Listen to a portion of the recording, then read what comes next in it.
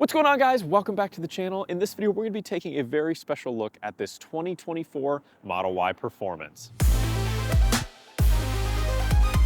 I want to give a huge shout out to my uncle Chris for letting me borrow his brand new 2024 Model Y Performance. He let me have it for the day. He said I can have it as long as I want. I might keep it for more than a day. This thing is absolutely sweet. I've driven it for a little bit, but we're going to take a look at everything that this model has to offer here in 2024, and then we'll hop inside, take it for a test drive, see how it drives, and compare it to my Model 3 rear-wheel drive. If you guys missed it, I have an entire video reviewing my brand new 2024 Model 3 Highland. I'll have it linked in the description. Definitely check that video out. So we're looking at the solid black color here. You have a little chrome Tesla badge here, and then you have your very traditional frog-like Tesla LED headlights here. They still look really nice. They have some little accent pieces and things.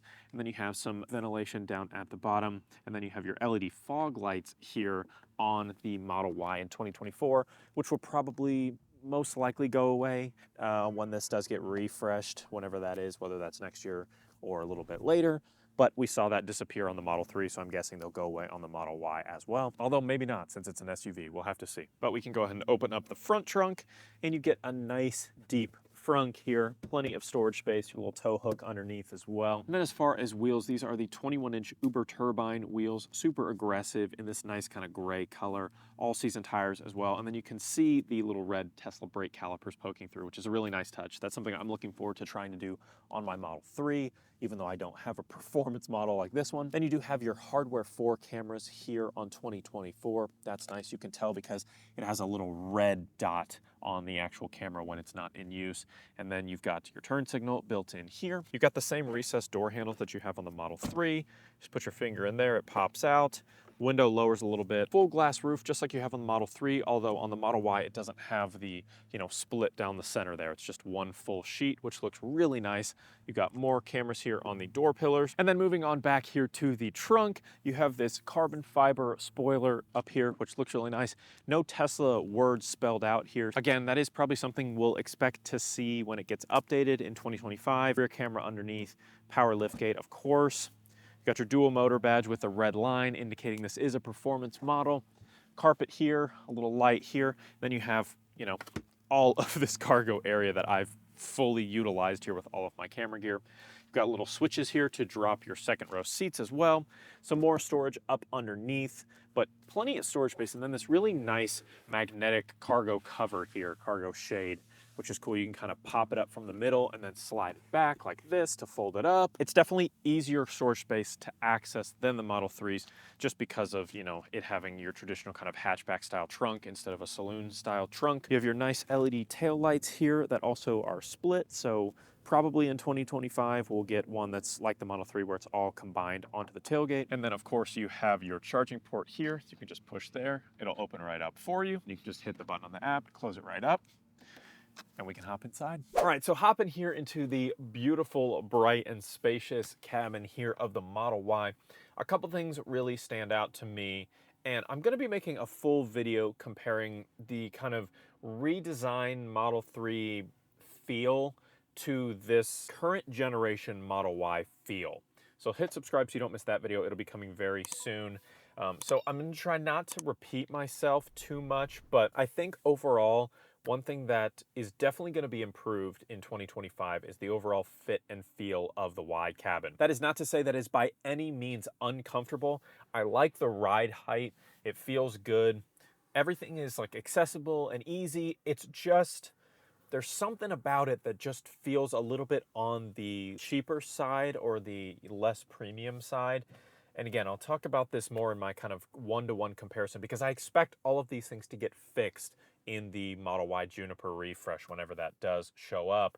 But things like the door panel, like being plastic down here, and the outdated steering wheel with the stalks and all that kind of stuff, I expect all of that to change in 2025. Whether you like that or not, that's up to you guys. I've gotten used to it because of driving my Model 3, but it's going to be a hotly debated topic. But overall, like, everything feels solid, no doubt about that. Maybe a couple things here and there that are a little on the creaky side. Again, this steering wheel just feels a little bit outdated to me. I've driven many Teslas that have this same steering wheel, and something about the chunkiness of it, there's just something that just doesn't feel as refined, and they're going to fix it. I have no doubt about that. But having driven my Model 3 extensively, I've had it for like 3 weeks. Driving it for 3 weeks now, and driving this Model Y for several hours now, I definitely can tell like how much higher up I'm sitting. And I mean, I could put the seat up even more if I really wanted to. Like I could be way up there and you could have a serious like SUV style ride height. But I've gotten used to driving a little bit lower down, so I've found myself kind of putting this seat lower down. This is the white interior, super, super comfortable, very bolstered, feels really comfortable. The only thing I miss, especially on a warmer day like this, it's about 72 degrees and sunny, I do miss having the air-conditioned seats. And again, I expect that to come on next year's model, so don't have to wait too long for that, but I can only compare to what I have right in front of me here. So not having those AC seats, even if you just turn them on a tiny bit, just on like the one bar of the AC, it just keeps your back from getting as sweaty. And I feel like as I've been sitting here driving it around for a while, I feel like my back is just sweaty, my shirt's kind of sticking to the seat, and having just that tiny bit of AC is really, really nice. You have a little rear view mirror here, you've got your cabin camera here, your buttons here that are tactile, you actually click them.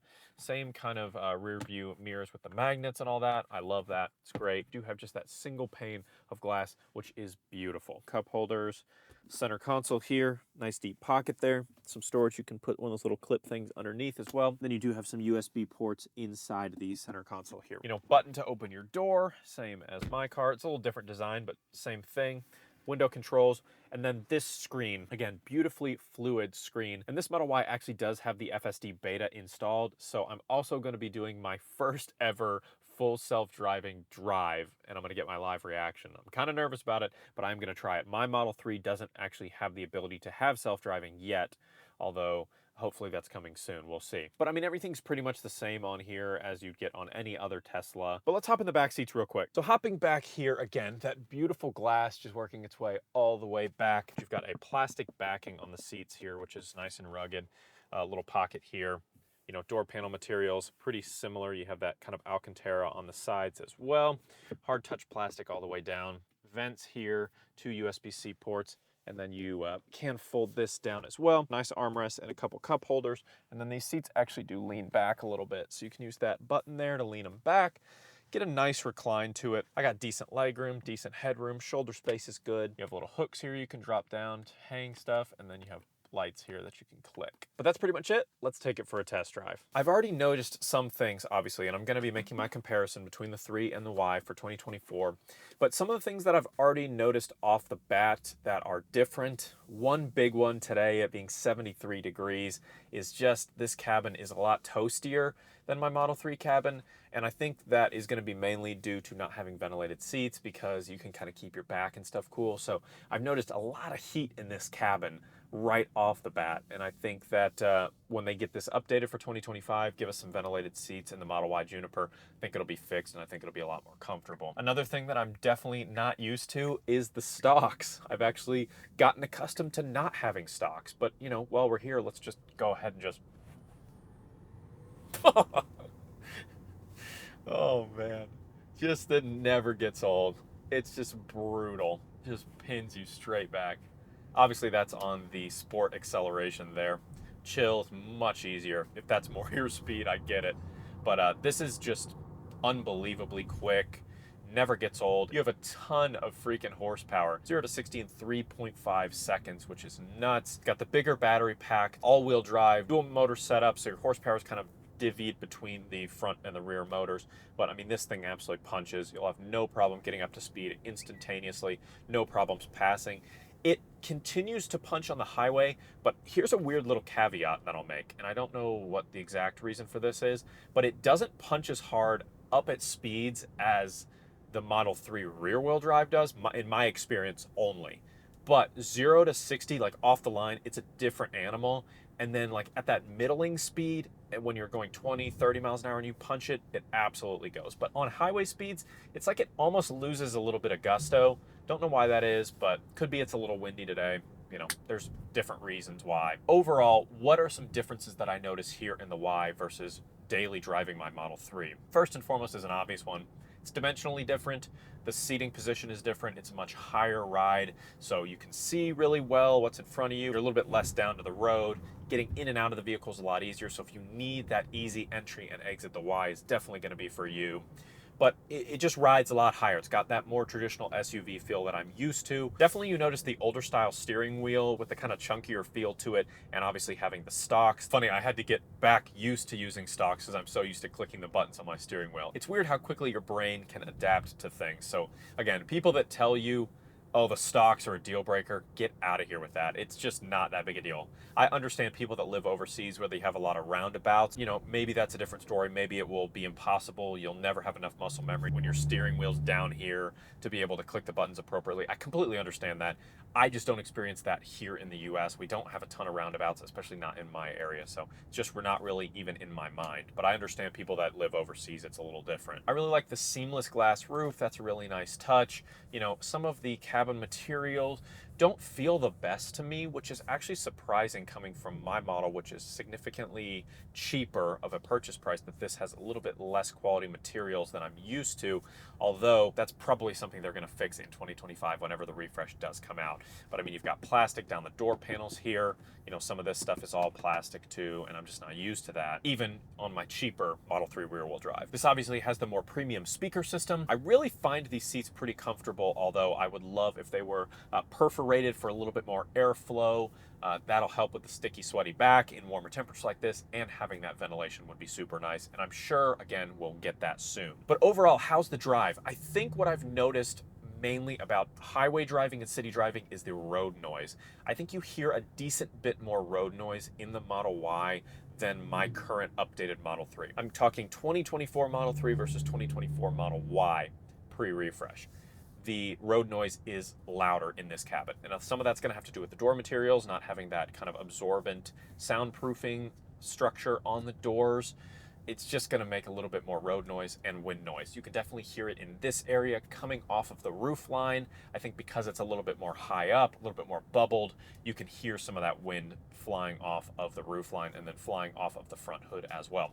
Tire noise, again, a little bit on the loud side, not terrible, but I really do think the visibility in this cabin is super impressive outside of one big glaring problem. Windows are fine, nice big side mirrors, front glass is fine, nice, bright, airy. You know, obviously you get that extra, not visibility because you're not going to be looking there, but that extra feel with the full glass. But the back windshield is super, super tiny, and this back mirror is really tiny too. And I've noticed this on my Model 3 as well.